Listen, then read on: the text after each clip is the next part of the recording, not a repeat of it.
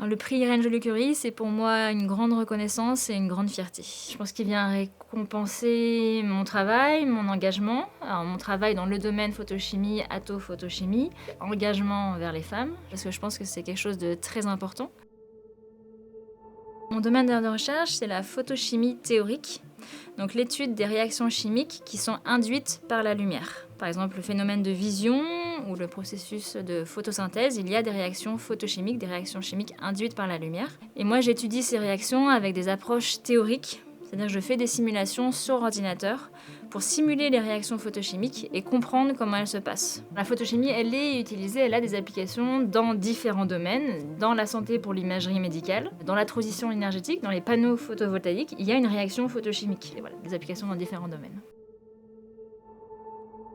Faire avancer la recherche nécessite une certaine ouverture d'esprit. Et donc avoir des profils différents, une diversité de profils va pouvoir permettre de regarder les choses de différentes manières et d'avancer. Les résultats dont je suis la plus fière, c'est justement des résultats qui ont nécessité de penser en dehors de ce qui était établi, qui était un petit peu en rupture avec l'état actuel des connaissances. Et c'est dans ces moments-là où on a vraiment l'impression d'avoir fait un pas, un véritable pas, pour faire avancer la science et avancer la connaissance.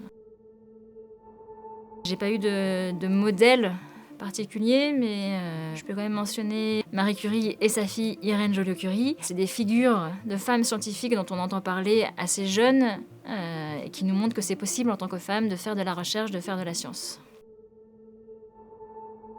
Alors à mon échelle, j'essaye moi aussi de jouer ce rôle de modèle. J'essaye de sensibiliser les jeunes à la culture scientifique, en particulier des filles, des jeunes filles, et je sers aussi de modèle moi, là-bas en me présentant comme femme scientifique.